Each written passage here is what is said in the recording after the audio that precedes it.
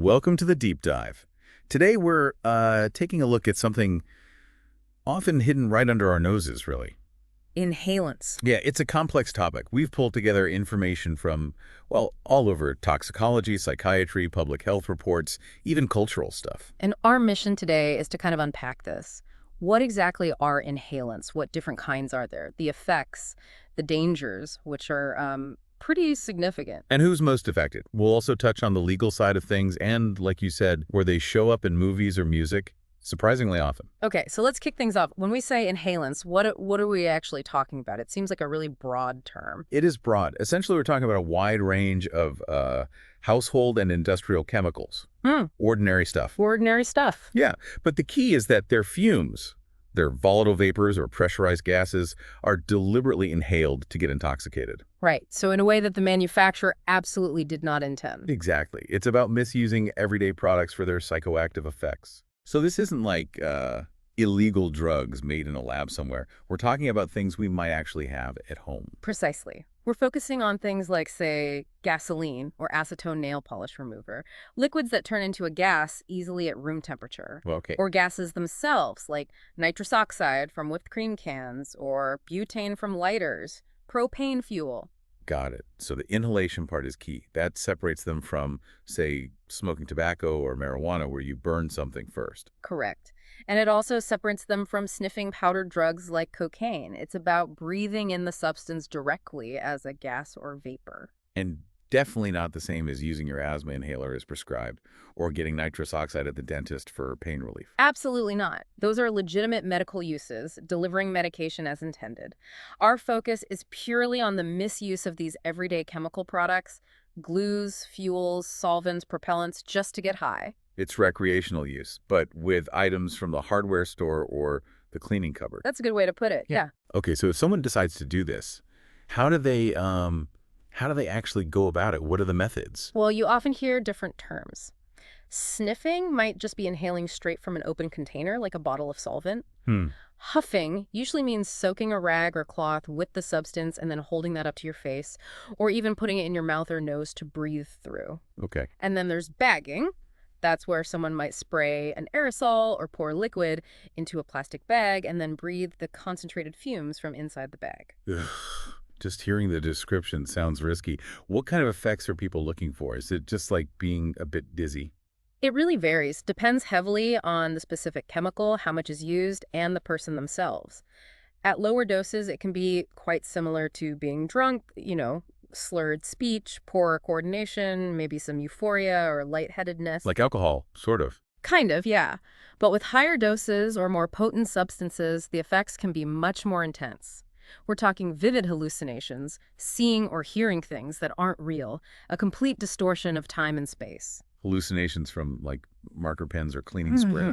That's quite a disconnect. It is. And beyond the desired high, the immediate dangers are, well, they're really serious. Okay, let's talk about those dangers. What happens right away? Suffocation is a major one, especially with bagging, where the bag can block airflow, or just using it in a small, closed space. Right. Hypoxia, that's a lack of oxygen getting to the brain, is another huge risk. Right. Then you can have cerebral hemorrhage, so bleeding in the brain, direct brain damage from the chemicals themselves, hypercapnia, which is too much CO2 in the blood, coma, Wow. pulmonary aspiration, so inhaling vomit into the lungs, which can lead to pneumonia, and just straightforward poisoning from the toxic substances. And I imagine the type of inhalant matters a lot for the specific risks. Yeah. Gases versus solvents, for instance.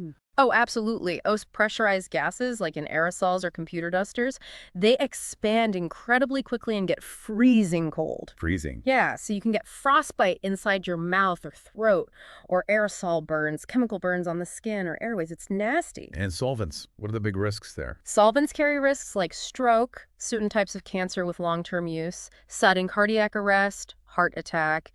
And of course, like any intoxicating substance, there's the risk of injury from dangerous behavior while impaired, like trying to drive. It's a grim picture.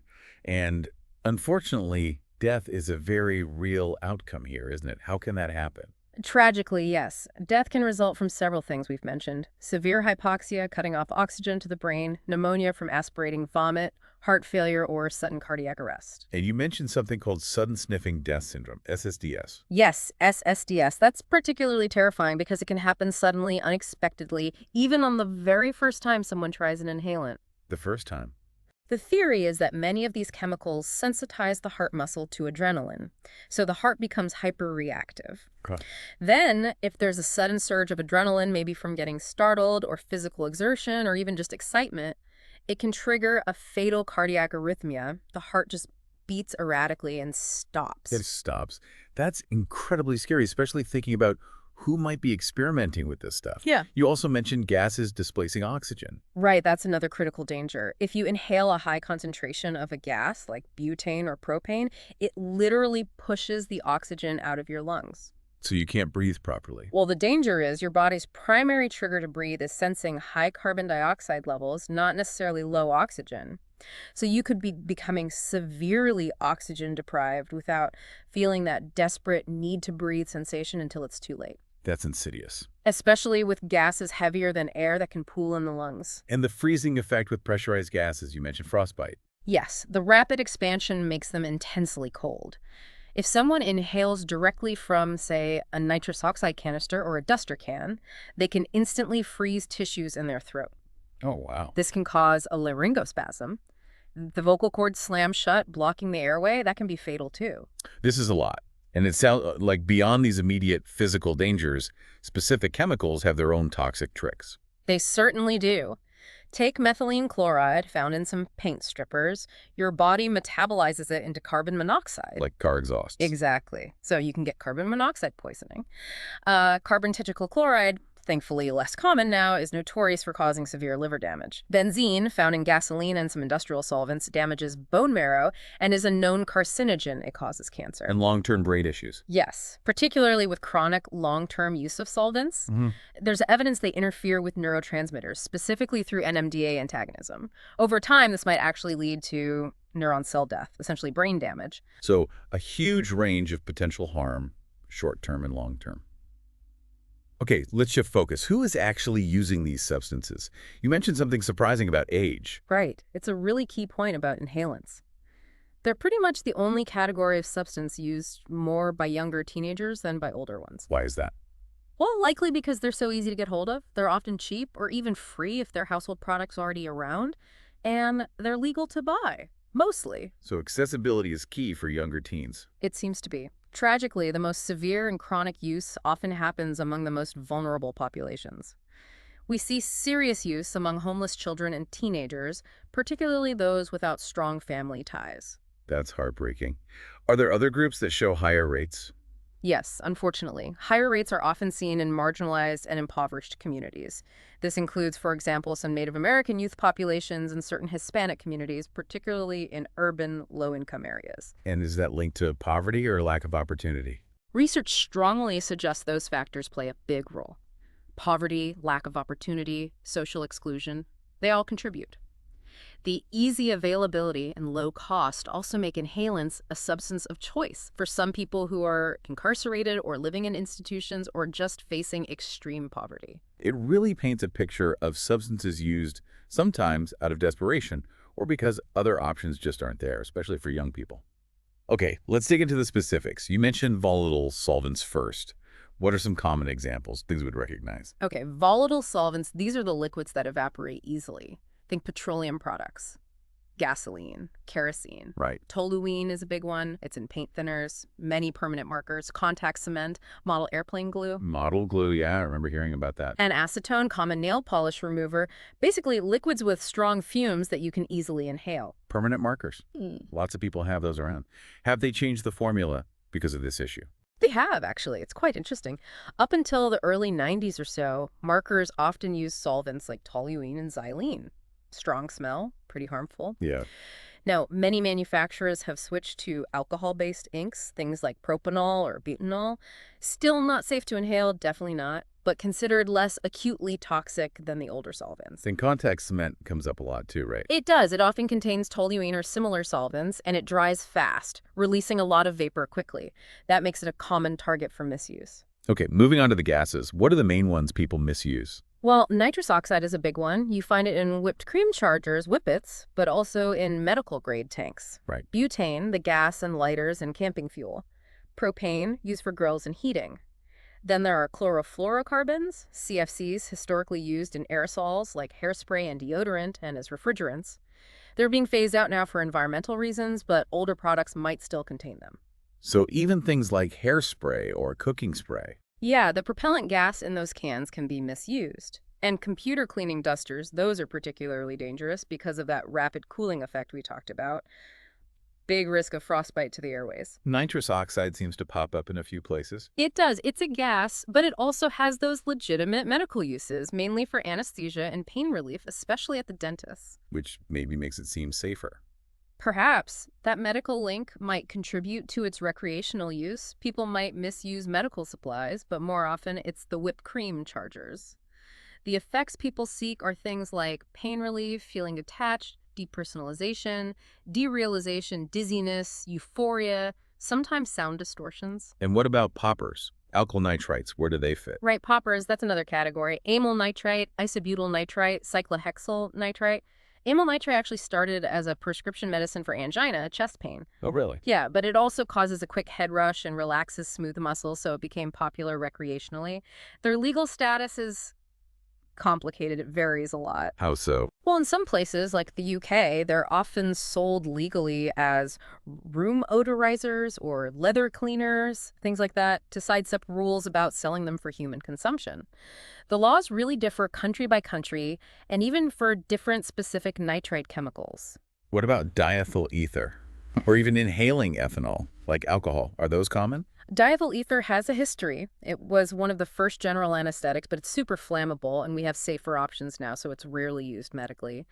But it did have a history of recreational use, too. Effects are a bit like alcohol, but stronger, sometimes with dissociative feelings. And alcohol vapor? Inhaling ethanol is much less common and pretty dangerous. It involves turning liquid alcohol into a vapor or mist, maybe using a nebulizer device. There are actually devices marketed for this, like the AWOL machine, but they raise huge safety concerns. Why? Because inhaling alcohol bypasses the liver's first-pass metabolism, potentially leading to much faster intoxication and a higher risk of overdose. Several U.S. states banned the sale of those specific nebulizers for that reason. It's honestly alarming how many everyday things can be turned to this purpose. Yeah. Let's talk about the legal side. You mentioned rules in the UK and US. Yes. In England, Scotland, and Wales, it's illegal to sell these substances to someone if you think they're likely going to inhale them to get high. So, focusing on the seller's knowledge. Right.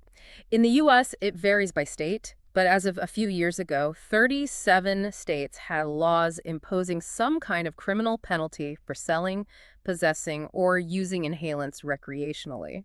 And in about 15 of those states, the laws specifically target supply or use by minors, people under 18. So, there's a clear trend towards recognizing the danger, especially for kids. Definitely. You mentioned specific rules for poppers and nitrous oxide. Yeah, alkyl nitrites face different regulations in places like Canada, France, the UK, the US. Nitrous oxide is complex too. Federally, in the US, it's legal to possess, but regulated by the FDA. Selling it for recreational use can get you prosecuted for mislabeling a drug. And state laws. Many states have their own laws too. In New Zealand, it's a prescription medicine, so possessing or selling it without one is illegal. India restricts transferring it between containers for breathing without a specific license. So it's really a patchwork globally. Seems like the law is always playing catch-up. Yeah. You mentioned a Scottish case from the 80s. Ah, yes. Kalik versus HM Advocate, 1983. That was important. It basically established that selling something legal, like glue, to children, knowing they were going to sniff it, could still be a crime. Even though the glue itself was legal. Yes. The court said knowingly supplying kids with stuff for recreational misuse, even if the stuff itself isn't banned, was illegal under common law. The shopkeepers actually went to jail. Wow. And there are other specific laws, like one in New Jersey banning the sale of products with CFC refrigerant to minors. These laws really show the level of concern, especially about protecting young people. Absolutely. Let's look at some specific patterns around the world. It sounds like this is a truly global issue. It really is. Glue and gasoline sniffing among street children has been a huge problem in parts of Africa for years. Kenya, South Africa. In South Africa, the brand name Genkum glue became so synonymous with sniffing. Like Kleenex for tissues. Exactly. Kids just called all sniffing glue Genkum. The manufacturer eventually changed the formula around 2000 because of the bad press and the health impact. And the Philippines. You mentioned rugby boys. Right. In the Philippines, groups of street kids known as rugby boys were associated with sniffing a contact cement called, well, rugby, which contained toluene. Other similar products, too. Did the manufacturers respond? They did. The makers of Rugby and another brand added bitterants, bad-tasting chemicals to discourage sniffing, and they reformulated Rugby to replace toluene with xylene, another solvent. Other companies did similar things. It shows industry can react. What about India? Any specific issues there? Yes, a correction fluid called Erase X containing toluene became a really common inhalant for students and also street children in places like Delhi, just because it was cheap and easy to buy at stationery shops. So availability again. Always a factor. And we see historical examples everywhere. Gasoline sniffing on Russian ships in the 80s when alcohol was restricted, huffing Uralax solvent by homeless kids in Romania. There was a documentary about it, Children Underground. Even ether addiction, etheromania in Poland between the world wars. It pops up in different forms depending on the time and place and what's available.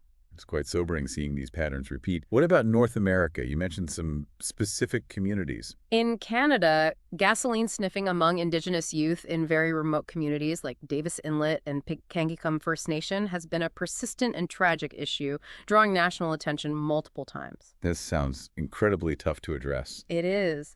In Mexico City, there's a mixture called Activo, or chemo, basically gasoline mixed with industrial solvents used mainly by homeless people and street kids. And historically in the U.S., besides ether during Prohibition, glue and paint sniffing became more noted from the 1950s onwards, especially model glue among kids. And Australia, you mentioned petrol sniffing in Aboriginal communities being a long-term problem. Devastatingly so, yes. In some remote, impoverished Aboriginal communities, petrol sniffing has been a chronic issue for decades. Again, easy access is key. Sometimes older users, called boss sniffers, influence younger kids. Has anything worked there? There has been some success with introducing opal fuel in many communities. It's a type of gasoline formulated to be much less intoxicating if sniffed. It doesn't solve the underlying issues, but it has reduced sniffing rates where it's available.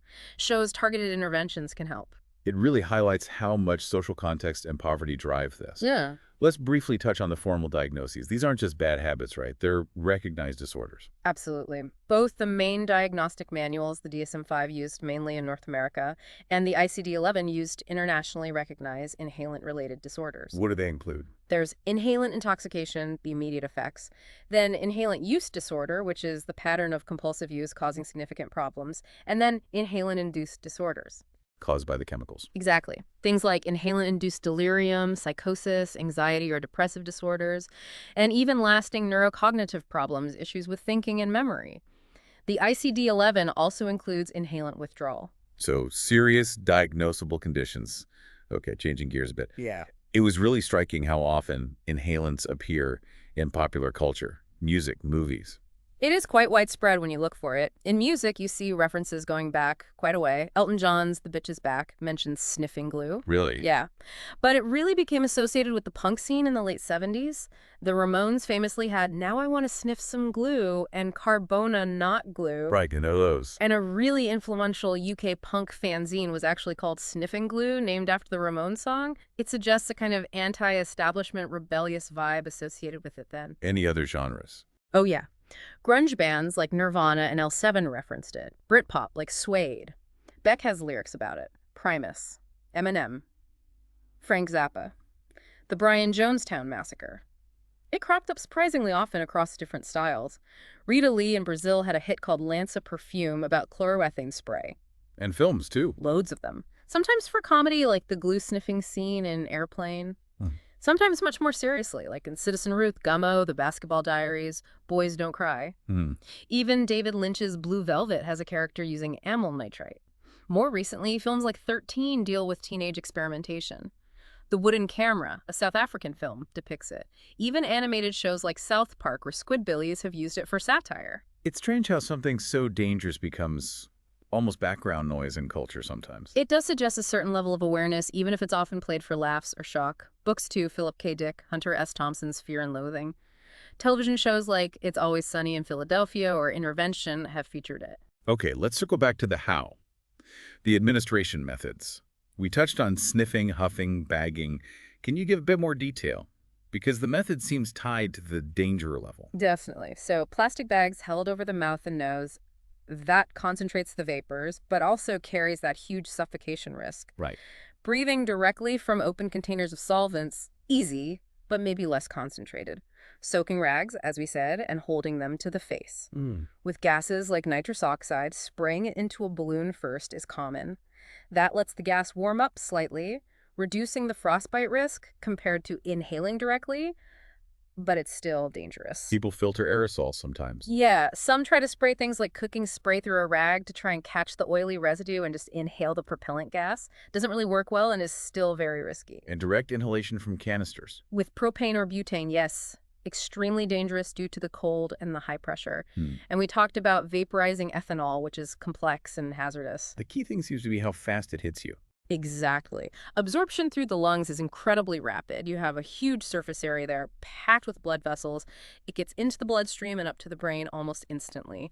The speed of onset is comparable to injecting a drug intravenously. Wow. Which explains the intense effects, but also the high risk of overdose and things like SSDS. Precisely.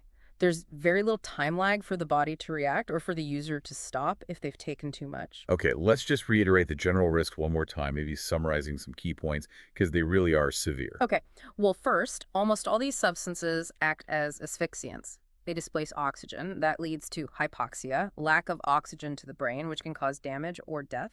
Got it. Sudden sniffing death syndrome, that cardiac arrest risk, even for first-timers. Aspiration of vomit if someone passes out. Major choking hazard. Huge. Long-term. Potential for permanent hearing loss, limb spasms, significant damage to the central nervous system, the brain, Yeah. liver and kidney damage, though sometimes reversible. Blood oxygen depletion. What about environmental factors? Using enclosed spaces or with bags massively increases the suffocation risk. We're also seeing links between chronic huffing and Parkinsonism movement disorders. And for pregnancy. Really serious risks. Smaller babies, potential birth defects, developmental problems similar to fetal alcohol syndrome. You also mentioned respiratory depression. Yes, statistically, inhaled solvents are more likely to cause breathing to slow down or stop compared even to intravenous opioids, which is quite a stark comparison. And the flammability. Huge risk. Many solvents and gases are highly flammable or explosive. Using them near flames, cigarettes, even static electricity is incredibly dangerous. Plus, injuries from accidents due to impaired coordination and judgment are very common. It's just an overwhelming list of potential harms. It really drives home how dangerous this is. Finally, let's loop back to the social context. You talked about vulnerability. Yeah, it's crucial. Inhalant misuse is often tangled up with wider social issues: distress, anxiety, grief, experiences of violence, property damage, crime. It puts a huge strain on youth services, justice systems. And for street kids, you said it can serve a purpose. A grim purpose, yes. Sometimes it's used to numb the senses, hunger, cold, emotional pain. It can even become part of the social bonding within a street family. Making it harder to stop. Exactly. And being isolated from family, school, community, that's a major risk factor for developing chronic, heavy use. It makes reaching people and offering support much harder. Understanding these root causes is vital if we actually want to help. It really underscores that this isn't just about bad choices. It's often a symptom of much deeper problems. Poverty, trauma, lack of hope, especially for young people who feel they have nowhere else to turn. Absolutely. That combination of easy access, low cost, and underlying social and economic vulnerability creates this perfect storm of risk. It happens everywhere in different forms all over the world, and the complex legal situation doesn't always help. It makes you think, doesn't it? How many of these potential substances are just sitting in our homes, garages, workplaces? So as we wrap up, what's the single most important takeaway for our listeners? I think, for me, it's the urgent need for more awareness. Awareness of the sheer danger, but also awareness of who is most vulnerable: young people, marginalized communities. And beyond awareness, we need effective prevention. What does that look like? That's the big question, isn't it? Given how accessible these things are, what role can communities, schools, families, all of us play in preventing this? How do we support those at risk before they turn to these substances? How do we tackle those underlying issues of poverty and hopelessness? That's what we need to be asking. A really powerful and vital question to end on. Thank you for walking us through this difficult but important topic. Thank you. And thanks to all of you for joining us for this deep dive. Hopefully it shed some light on the complex world of inhalants.